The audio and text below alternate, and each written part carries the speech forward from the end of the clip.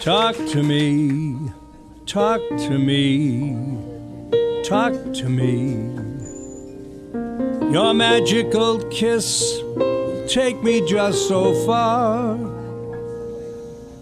Talk to me, talk to me, talk to me. Don't leave me like this, dangling from a star. Set me all aflame and it's so pleasing. It sure would be a shame if you were only teasing. So my love, before I go, turn the lights way down low and talk to me. Talk to me, talk to me. Well, good evening, ladies and gentlemen. Donald McKeag here, under the gun, keeping my poor pal Kenny Bukes and now Steve in the lurch here. I almost got hit with a car coming in, so I hope the rest of the night isn't a disaster, Kenny, but we're here. Welcome to the Don McKeag Show, and happy pre-Christmas,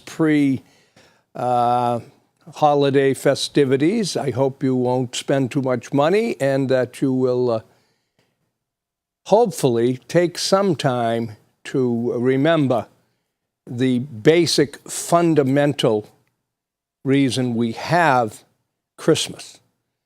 It comes from our Christian Judeo heritage, which is under heavy attack by the liberal left, and one of the reasons why Don McKeag does this show. We are in a tremendous minority as far as news coverage, as far as school coverage in so many areas in the East. Out West, they're better. Middle West, they've held on to more of the Christian values and protect it, and are better churchgoers for the best part, for the most part, I should say.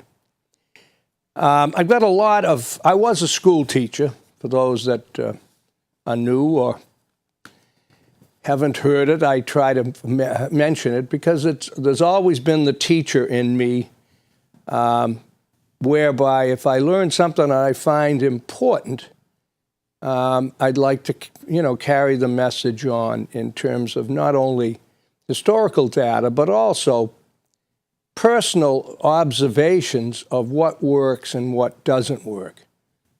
I've made more than my share of mistakes, but I came in I was growing up in the 50s and 60s, and when times were the best. I suppose everybody sometimes says that, but we have the best of times now in terms of technology, if you want to call that the best of times. Where you don't have to talk to anyone now. You don't have to ever be alone. You've got your cell phone or you got your computer or whatever. But I've considered, and those I've also talked to, considered those 50s, 60s to be great times because America was a different country. It was a country where almost everyone had suffered. World War II wiped out millions of men and women in this country. And as a result, every family knew the sorrow, and they turned to God for the answer in terms of consolation. Today, we don't see that. We see church attendance way down. We see people justifying the lack of church attendance, which is myself too. But in many ways, which it basically is just lazy. Thank you very much, Kenny. But anyway, I criticize television a lot, and I think justifiably, but there are also times when it is a tremendous educator and a tremendous entertainment for the good of everyone and for the appreciation of everyone. And I don't know how many of you watched Turner. I watched Turner Classic Movie, TCM. Now, I live in Carver, but I don't know, Kenny, what it is in Plymouth, what channel. It's 61, channel 61. I have Comcast, so it's that particular channel that, excuse me, carries the older movies and other, historic events. Well, on this last celebration of Pearl Harbor Day, there's fewer and fewer men alive now, obviously. That was December 7th, 1941, I believe. And imagine that's 74 years ago. So anybody in his 20s, they got to be in their 90s, 18-year-old, and so forth. But anyway, they did a wonderful film. And now with today's technology, you can go on your computer, I believe, or even in Xfinity, I think, and you can call up these shows. So that's why I'm mentioning it tonight, is because this particular show, by the way, is the book upside down, or is that just the... No, it isn't upside. My head is. If you see, is that on the screen now, or am I still talking? You're just using it for... Yeah, okay, thank you. Anyway, and I don't know, I didn't ask you, Kenny, if you watched it. I should have called you, but it was called America Goes to War, and it was on over the course of the weekend. And as I said, I wish you would look at it, and it was a tremendous... Again, it was done with movie stars of the 40s narrating it and appearing in it, but it was a fabulous look at what the buildup was that allowed World War II to occur again, and what allowed other countries to tolerate, Hitler and Mussolini and others that were tyrants, that were despots. And as I've said on the radio show on Saturdays, those who do not learn from history are doomed to repeat it. And the thing that bothers me so much today is that the people who are out to do evil around the world, those in political leadership positions, or even in minor areas like we see in the Middle East, the tribes, they learn from history.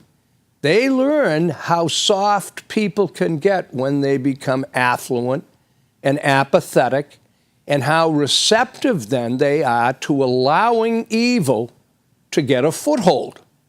And that's why I strongly suggest that you get this particular America Goes to War and view it.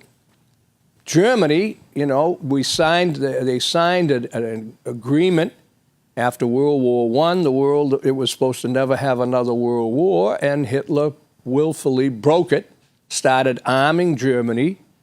But prior to that, he made sure the German people started getting money in their pockets, because World War I, the leaders were greedy, the French and others, and angry, rightly so, but they made the conditions so difficult that Germany basically was in poverty, and people were taking wagon loads and of marks and to buy a quart of milk, and children were starving, and in the aftermath of World War I. So this is what we learned, by the way. Harry Truman was tremendous after World War II when he did the flights of food, huge masses of food to the German people, even though the Russians didn't want to do that. See, the Russians wanted to control all of Germany, and they didn't care if the people were starving or not, because so many millions of Russians had been killed by Hitler. So this is where compassion is not only right, but in many cases, it's the surviving emotion. It's the emotion that will allow healing and surviving of countries. So anyway, try to look that up. Again, there's two parts. It's War Comes to America. It was made in 1945. Now, as I mentioned, I was a high school teacher of English and coached in Rockland, first in Hingham, and I loved it. And I loved, working with young people, and that's what people who teach should be in it for. But as a result, I've always liked to talk with people who have interest in education and interest in what they learned in school. And so tonight I've got so many things that I think I'm going to read to you so that you can get the message that, to me, these are the things that are in my soul, thanks to my teachers and thanks to my college education. I was educated in Weymouth Public Schools, very good education in Weymouth.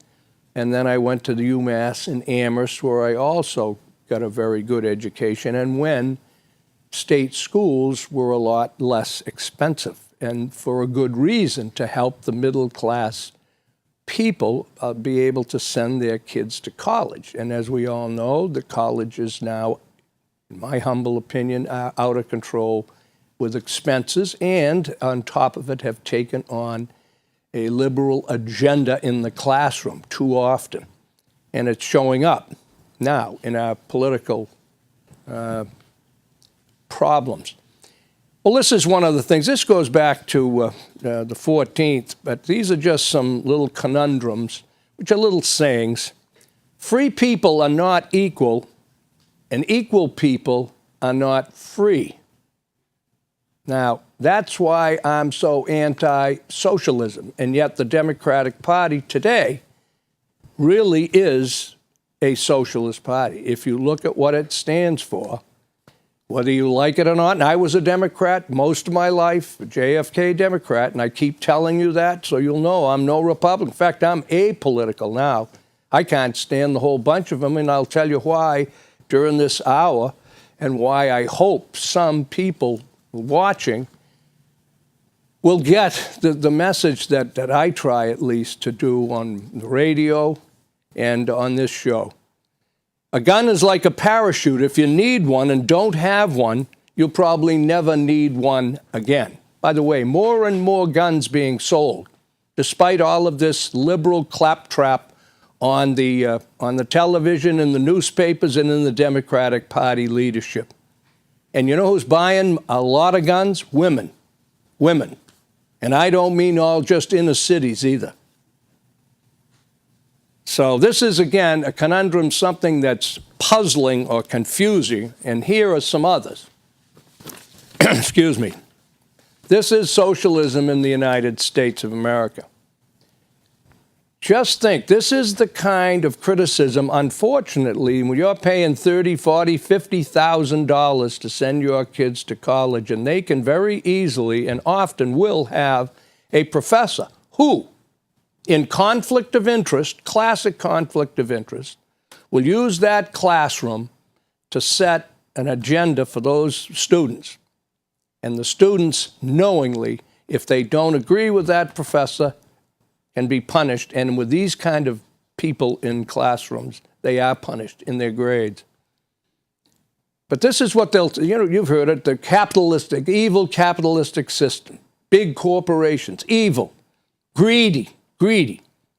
Now, America is capitalist and greedy, yet half of the population, half of our population is subsidized. They don't have to work. They get EBT cards, they get welfare, they get this, they get that, they get this, they get, and we want to continue that with the Democratic leadership. I'm working up to this nonsense and this absolutely un-American treatment of Donald Trump.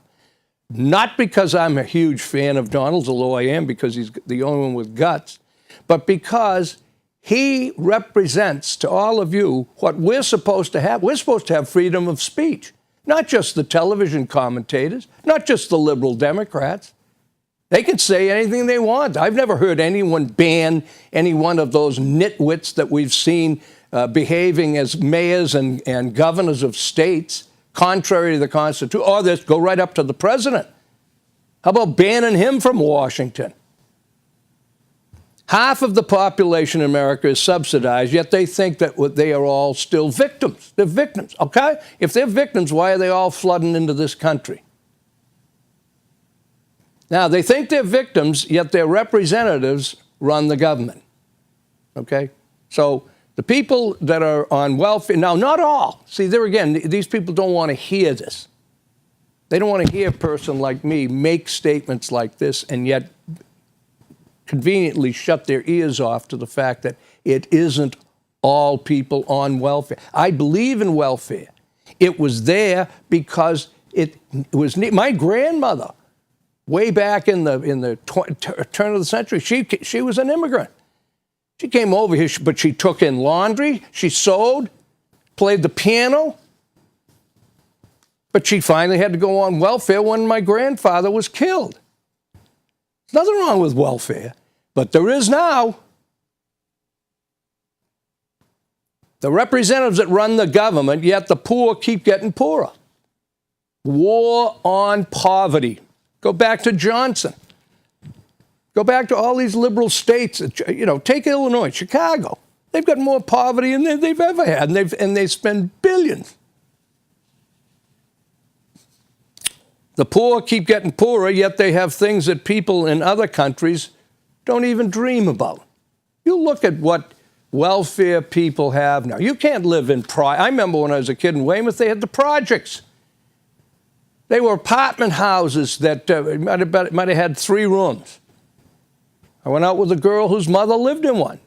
Father had died of a heart attack in his 40s. And there were 5 others, and then there were 7 different buildings. It was in North Weymouth. And they had low rent.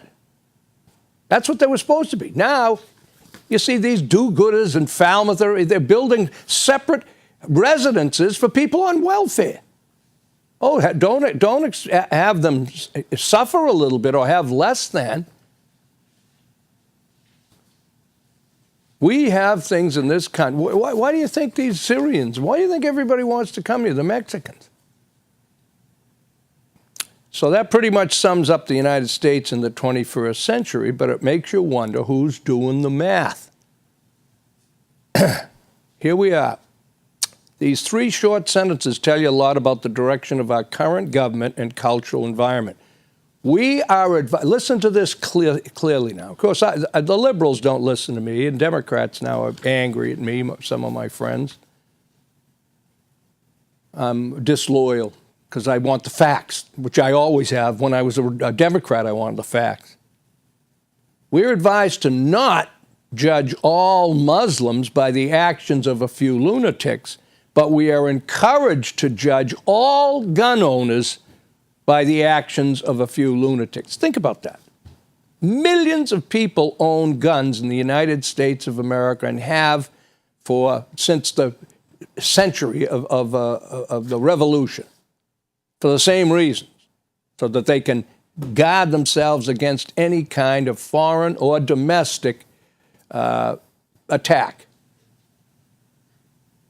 Think about it. Hear this once again, but see, it doesn't go into the heads of liberals. They will not change. Believe me, I know them. I hear them, and you read the paper, and you watch the television and listen to them. We're told by the president not to judge all Muslims by the actions of a few lunatics, but the minute there's a gun fired, someone killed by a lunatic, every gun owner now is suspect. Now, how hypocritical is that? Here's another one. Seems we constantly hear that Social Security is going to run out.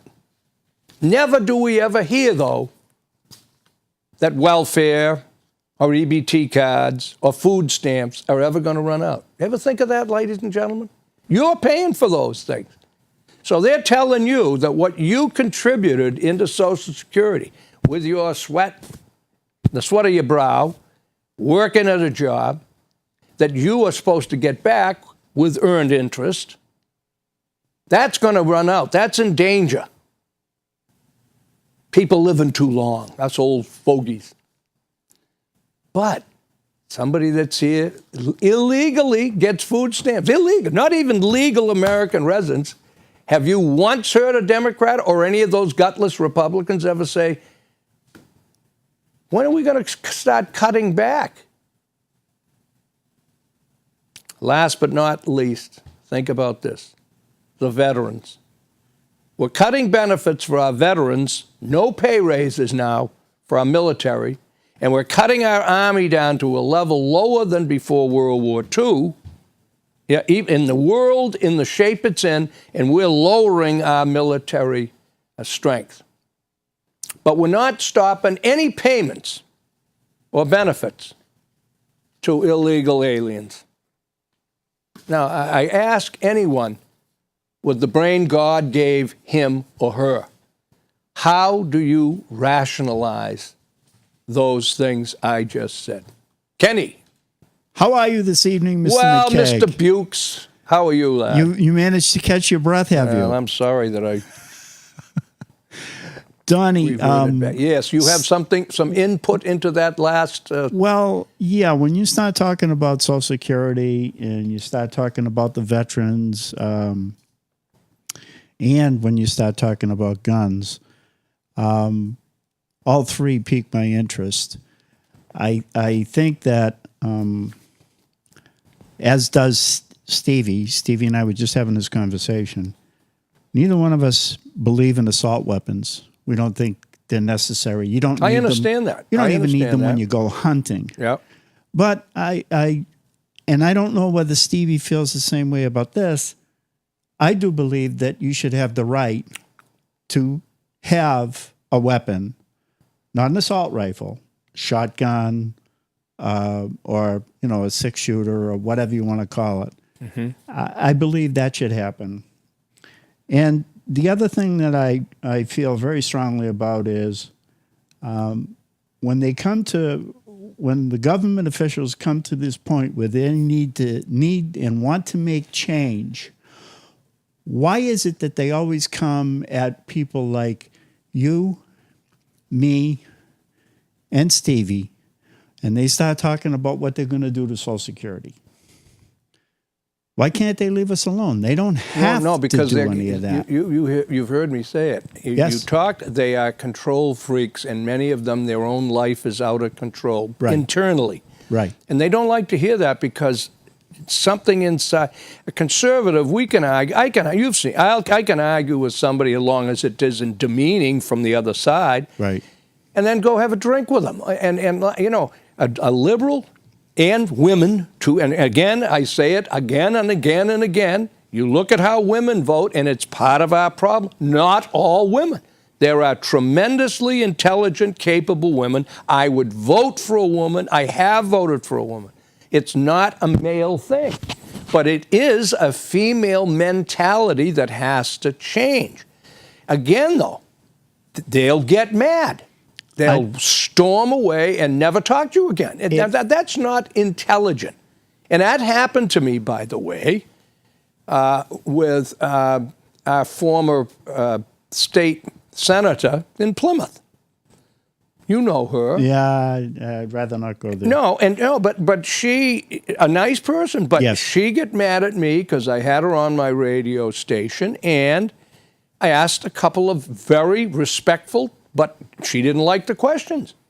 Now, that's not the way a politician, and I'm not saying that it wouldn't be a male that would do that too, but that's the kind of thing, Kenny, that is, again, I think, shines the light of truth on the difference between conservatives are not going to be harmed because we want the truth. I've changed my opinions when I've found out anything, little or large. Right. If the way that schools are being run today, not by the quality of the teachers, there's tremendous teachers still in the classroom, and they get offended because I just hate what's happened to education at the top. They've lowered standards time and time again under the same liberal claptrap of not hurting the kids' feelings. Getting an F could be a traumatic thing in their minds for the rest of that kid's life, which is sheer BS. That's when you learn if you don't produce, then you're not going to be rewarded. This idea of giving every kid a trophy in sports. So the point I'm making is when you just use those three things that I talk about.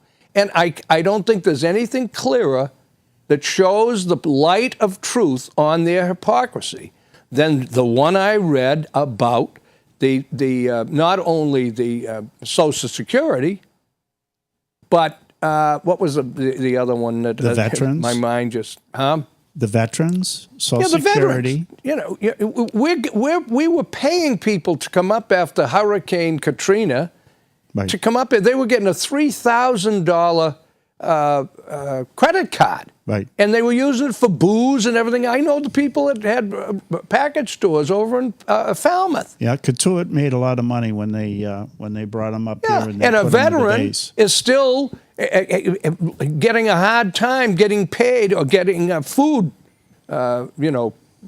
coupons. They go to a commissary, the military. Nobody talks about how they keep the cost of military down. But you look at our politicians, they spend money like a drunken sailor. And they get constant raises because they're in control of that. And that's why you don't get conservatives. One, they can't get elected now. But second, and I'll address that. But secondly, look at Baker. He's just what I said he was going to do. He's a wishy-washy, thinking like a Democrat now. Why? Because he wants to get reelected the next time. Well, he's a disgrace. I'm going to disagree with you on that, and that's okay. Well, you and I can disagree. No, you can disagree. Can I mean, he's disagree. done a couple of good things, but when he starts coming out, not one of these mayors, getting back to Trump, who ever heard of America where, because of what someone said, which, by the way, his ratings keep going up because the people believe it. No more Muslims in here until we straighten this out. And he's banned from going to St. Petersburg, Florida, or New York by the mayors? Now, tell me, how does anyone's mind that knows this country is noted for its free speech? You don't have to like it. You can condemn them. But when you take it into banning that person from coming into an American city, and none of these TV experts and none of these Republicans are appalled, just like this state, let that, thank God she didn't get elected governor. What was her name? Martha Coakley? Oh. When she's when she was the attorney general of this state, and says technically illegal isn't illegal in Massachusetts. A lawyer, the highest authority, and not one. And I am criticized for. Tell me, Kenny, honest to God, tell me how anyone can possibly believe that. Go ahead. All I want to bring forward is there were two very good articles that I read this week. One of them was a column by Howie Carr. Yep. And I know that, I don't always agree with Howie Carr, and I don't think I you don't always either. agree with I him don't either. either. But he's one smart guy. The article was a great article, and it went back to 1957. And in that article, Howie Carr repeated the story about what Dwight Eisenhower did. And at the time, he was trying to ban some foreign people from coming into the country. It was over something on the borders. Yep. And what Howie did was he tied it all together with a nice little bow, and he said in 1957, the senator or the congressman who pushed the bill forward was none other than JFK. Yep. And then in the hostage situation in Iran. Yeah, that was the 70s. 70s. Yeah. Jimmy Carter, who I have no use for him, he God bless him. I hope he's well. But during the Iranian hostage situation, he brought that rule back out again from 57 and said that he wanted a ban on Iranians from coming into the country until the hostage situation was squared away. Well, I'll tell you this, Kenny. I'm glad you brought that up. The liberals, even in the Smithsonian, where some nitwit put up a display, it was immediately, quite quickly taken out, blaming us for the atomic bomb and blaming us for having the Japanese internment camps. Now, what that Turner Classic movie showed also, and I remarked on here, and I remarked, I believe, but on the radio show, again, it should be shown in all the classrooms. That's what I mean about schools today. What I just referred to on Pearl Harbor Day, every single classroom, including the little ones, they should see those overturned vessels, and they should see what was done to innocent on a Sunday, but they won't. Oh, they couldn't. But this, getting back to what you just said, though, is they also showed, and it was right out there about why Franklin Delano Roosevelt did what he did. And that was that over 70%, and I've never seen this before, and I didn't see it again after it was aired, over 70% of the Japanese living in Hawaii after Pearl Harbor were offered citizenship in America. They were offered an opportunity to no longer be Japanese citizens. Pardon me. They were all offered. Over 70% held on to their Japanese citizenship. They also had, under heavy surveillance, over 250 Japanese suspected spies. That's why they had the internment camps. Yes, there were people who were wrongly treated, but it is supposed to be for the strength and safety of this nation, which is, again, what Trump is driving at. But they won't let him. They make it a politically correct issue. I believe it was brought out after the bombing of Pearl Harbor. Yeah. I know I read it someplace or I heard it someplace that the reason for a lot of the internment camps, and there was a huge one in San Francisco. Yeah. The reason for it was that they had proven that the reason why they were so successful with the bombing of Pearl Harbor was that they had spies there question. who were telling them. That is what I'm saying. This ship is in the harbor. That's that ship correct. is in the harbor.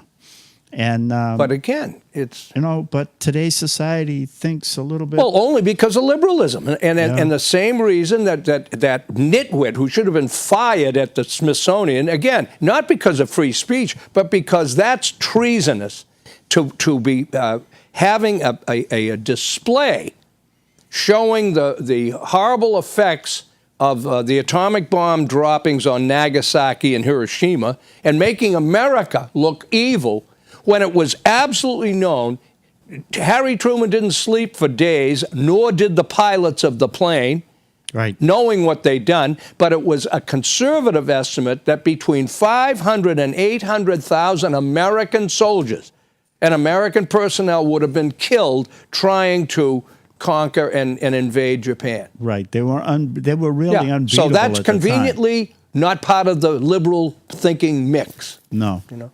Well, anyway, here's something else, Kenny. This is perfect lead up. I don't know why not one Republican has said this.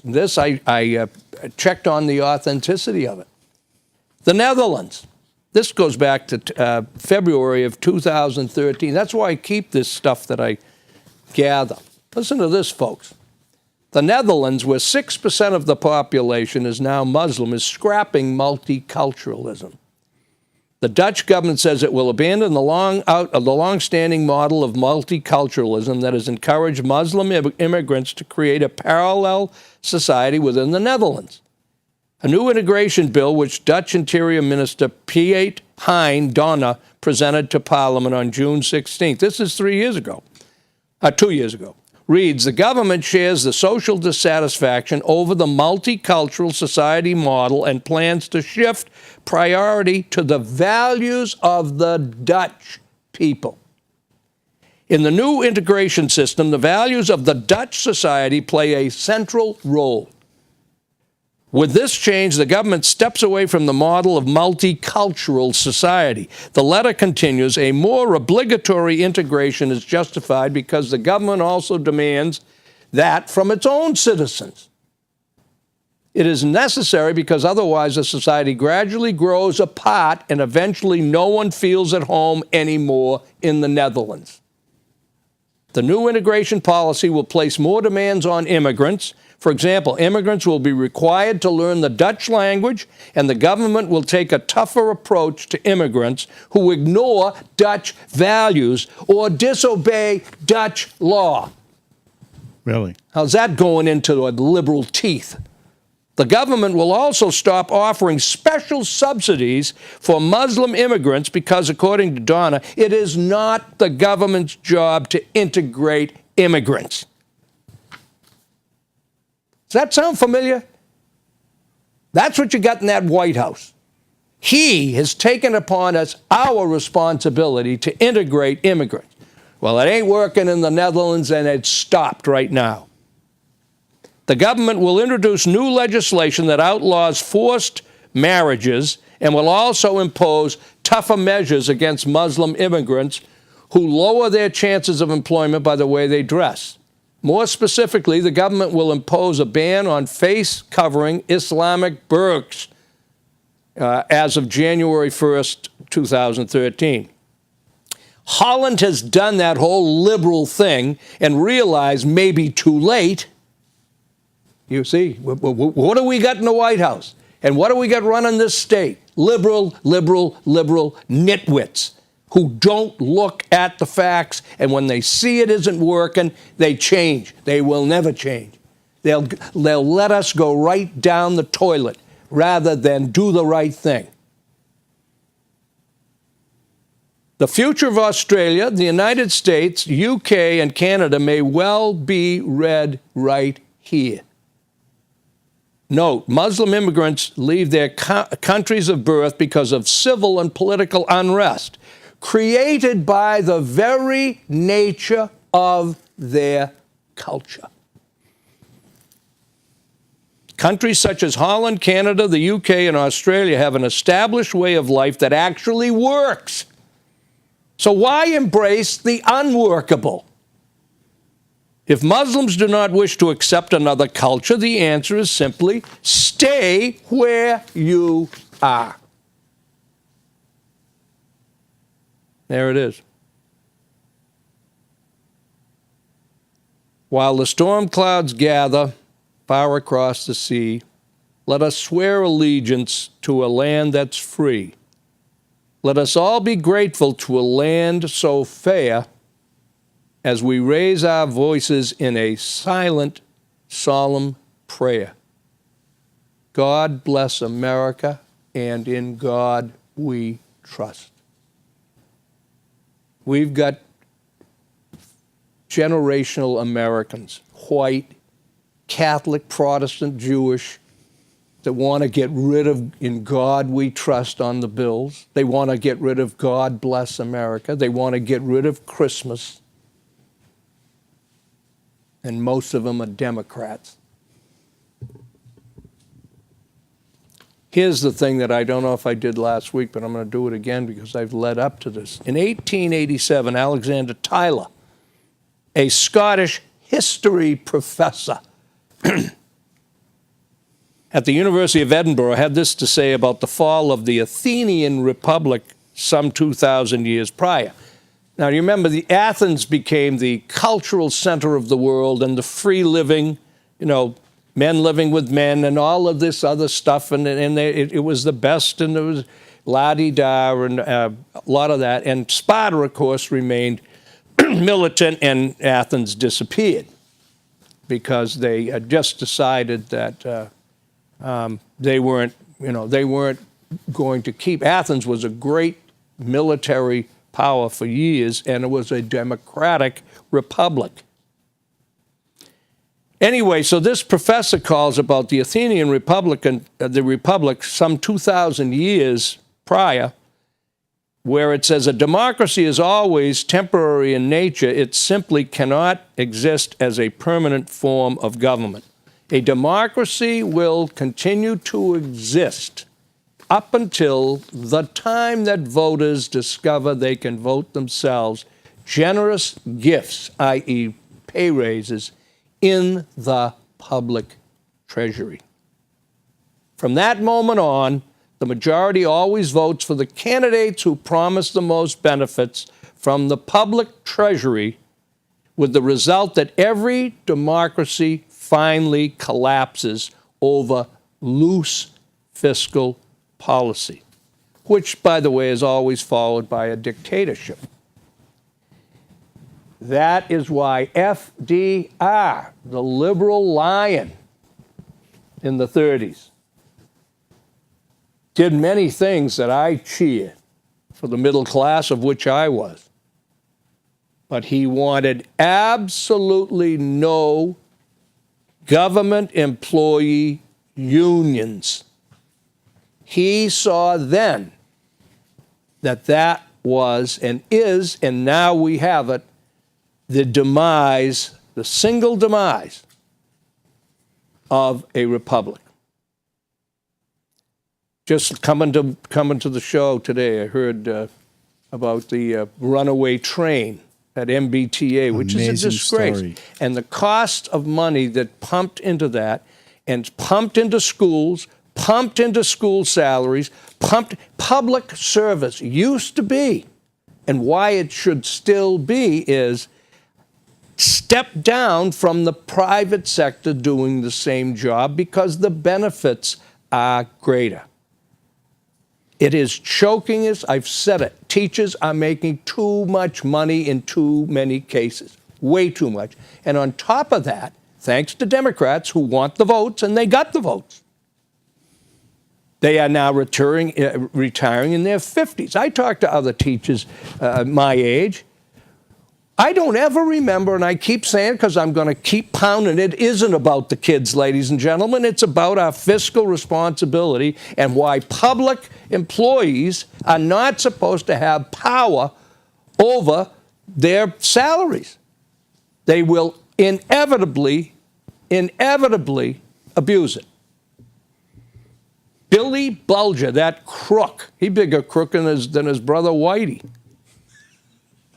If you took his 40 years of public service and averaged his pay, including when he went to UMass, my university, that huge salary, which he got $150,000 to go then. The reason, of course, is the politicians knew he would be able to control others that he appointed on the board.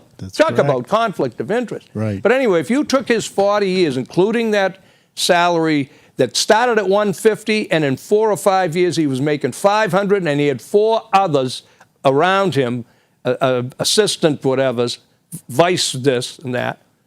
And of course they justified it by, again, spending more and more money on these satellite UMass schools. Look at that pension, huh? Yep. And look at that pension.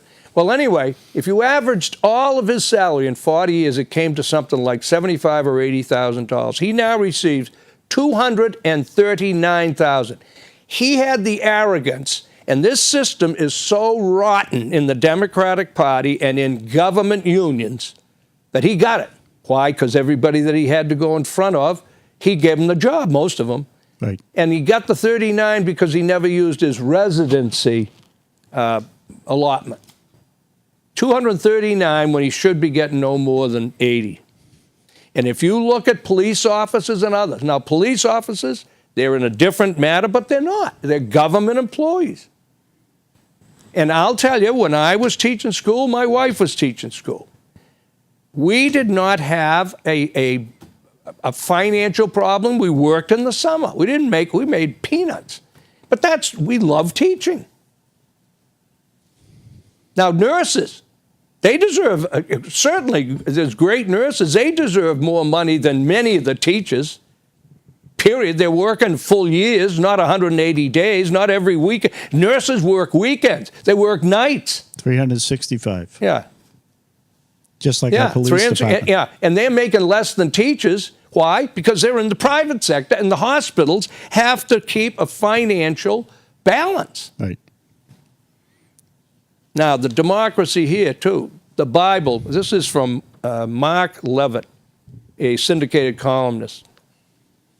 Democracy, the Bible, a moral chaos. Numerous founding fathers of America emphasized the importance of religion to the republic form of government. Some atheists, however, shun the notion that our nation's democracy will work only for a moral, virtuous citizenry. Others argue that unbelievers can be moral, law-abiding citizens. Does this sound familiar? As part of an end-of-year message, Alabama University Chancellor Jack Hawkins sent his students and staff a brief video concerning religious freedom.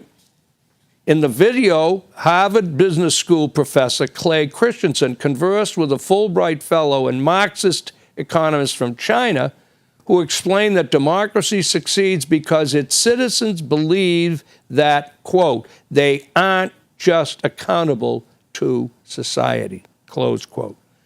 They're accountable to God. Christensen subsequently asked what will happen to our democracy as religion continues to lose its influence. What institutions do we have that will teach future Americans that they should choose to obey the laws? Quote, because if you take away religion, you can't hire enough police, close quote. Christensen concluded, Mayo, Stalin, and Castro are among the political leaders who did their best to hire enough police. And you can put Hitler in that. They eliminated religion in their country, and it was a police state. All of these things should be taught in school, or at least looked at. They should be looked at. Donnie, may I interrupt? Yes, you may. I'm going to anyways. First of all, I want to make this opportunity available to our viewers. Do you have any book signings coming up? Thank you. Yes, my little book that's here. For those that might like to take a ride down the Cape, tomorrow night, starting at, I guess, 4:30 or 5 o'clock, they have the Osterville Christmas stroll, which is very popular. And, of course, they have beautiful shops down there. And I will be there with Mr. Patrick Robinson from 5:30 till about 7:30 or 8, selling my little book here that Kenny so kindly has just put on. It's called, Well, At Least I Owned a Rolls Royce. And it's a memoir. Excuse me, but you can go and see that, and see the come and see me, express your opinions, and buy a little book. They make wonderful Christmas presents. I've sold quite a few to my friends in Plymouth and Carver and Weymouth and so forth. So I hope you'd enjoy it. But they are $15.95 plus tax, and you can buy them on PayPal by just going to my website, which is donaldmckeag.com. And that comes right up. So I'd love to have you buy the book, and I've been getting nice reviews. So thank you, Kenny. And then thank you, Stevie. I will, and Stevie, yeah, thank you. And then I will be over at Southport in Mashpee, but that's a private over 50. Unless you have friends over there, then they can let you in at the gate. So if anybody has a friend, that will be the 18th. If anybody has a friend that lives in Southport, friends that they know that live in Southport, they should get in touch with their friends over there. It's posted. There's about 30 people coming. I'm going to give a talk, and then because they have a nice function center at Southport. Beautiful. I'm aware of it. It's a beautiful place.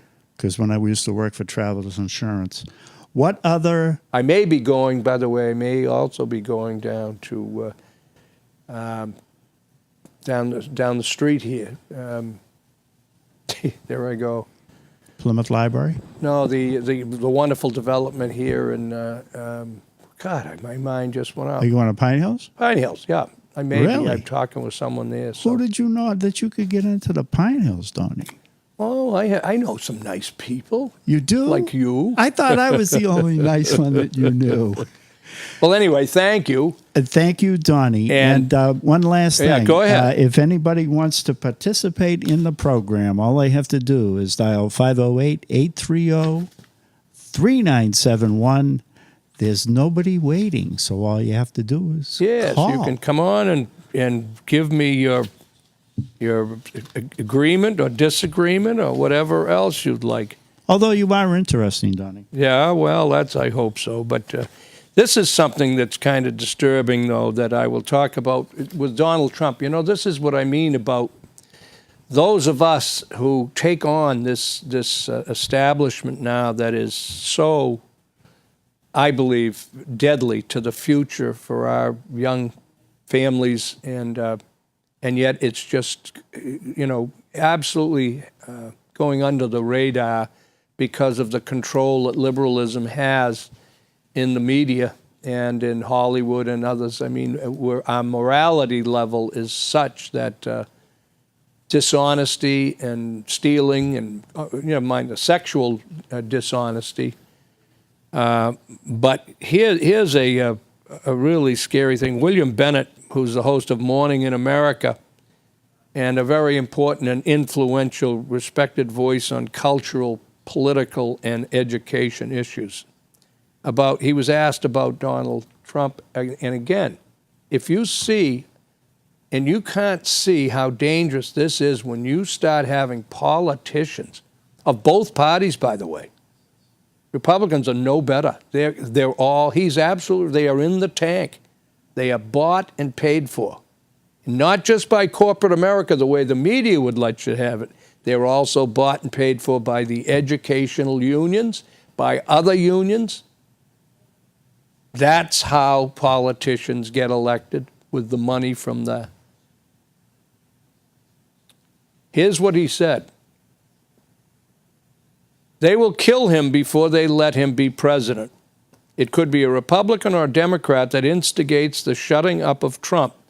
Don't be surprised if Trump has an accident. Some people are getting very nervous. Barack Obama, Valerie Jarrett, Eric Holder, Hillary Clinton, and John Corzine, to name just a few. It's about the unholy dynamics between big government, big business, and big media. They all benefit by the billions of dollars from this partnership.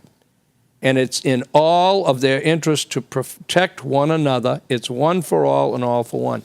Now, for years, I've been saying this when I was on the radio on the Cape every morning with Ed Lambert. And now I do my show on Saturdays from 11 to 1. It's 95.1 WXTK. But I will tell you, way back, I said, this is one of the big, big, big problems with politics and why this country has fallen apart, as that professor that I read about in 1887 said. And that is greed of the people. And the greed at the top level, they never have enough money. Now it comes down into the union management, into the school management, into the employee management, and that's why this country continues to absolutely have a debt that is just now, I think it's uncollectible. I just think they're just, without any doubt, they're making money that isn't worth anything. But other countries have done the same thing. That's why this country is in very, very bad shape. But they are willing to even kill someone who is a threat to their way of life. And these are pillars of the community. Anyway, it's a heck of a filthy relationship that makes everyone filthy rich. Everyone except the American people. We get ripped off. We're the patsies. But for once, the powerful socialist cabal and the corrupt crony capitalists are scared. The over-the-top reaction to Trump by politicians of both parties, the media, and the biggest corporations of America has been so swift and insanely angry that it suggests they are all threatened and frightened like never before. Which is why, again, so many people out there working people, both parties, his ratings keep going up, and it scares the bejesus out of all of the people just mentioned. Donald Trump can self-fund, no matter how much they say to the contrary. The media, business, and political elite understand that Trump is no joke. He could actually win and upset their very nice, cozy apple cart. What I neglected to say about what I've been saying for years on there was, we copy Great Britain in so many other ways. But Great Britain, this is one of our huge problems that Mr. Williams talked about here, and that is too long campaigns, way too long. We've still got to go to next November to get an election. We got another 11 months, and we've been going at it for 12 months. Britain, I think it's 90 days, and that's what we should do, but you'll never see it. Why? Too much money. Too much advertising, too much. But it's a disgrace that we have these campaigns going on for so long. But the media needs it because they're now doing news, 24/7.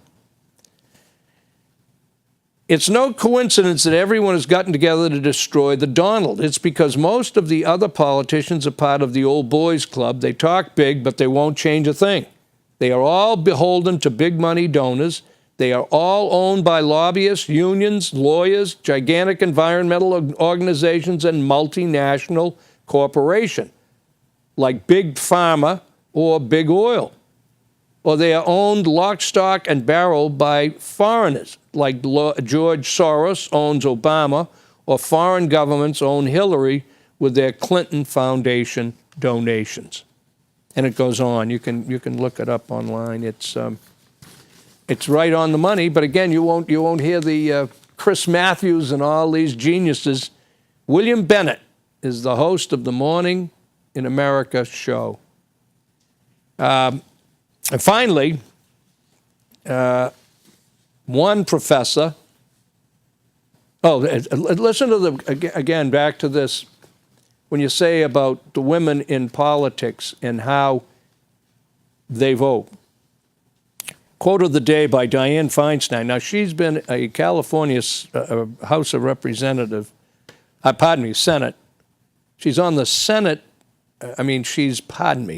She went in front of the Senate Judiciary Committee, and the quote below from the Los Angeles Times is, all vets are mentally ill in some way, and the government should prevent them from owning firearms. Did you hear of any mayor or any politician in Los Angeles, like the governor? It's still Brown, Jerry Brown? I think so. Did anybody say they were going to ban her from California for saying that all vets are mentally ill? Didn't even get a ripple on the radar. She says, Senator Feinstein insults all U.S. veterans as she flays about in a vain attempt to save her anti-firearms bill. Isn't it something? You make a statement like that, and that's perfectly okay, because that's free speech. Trump says, I don't want to see any more Muslims coming in the country, and he's vilified, spit on. Anyway, ladies and gentlemen, thank you for watching. I hope that it was informative, hopefully a little entertaining. Thank you, Kenny and Steve. God willing, we'll be back next Thursday from this time, 6 to 7. God bless. Merry Christmas. Give it a little fight, will you? Good night.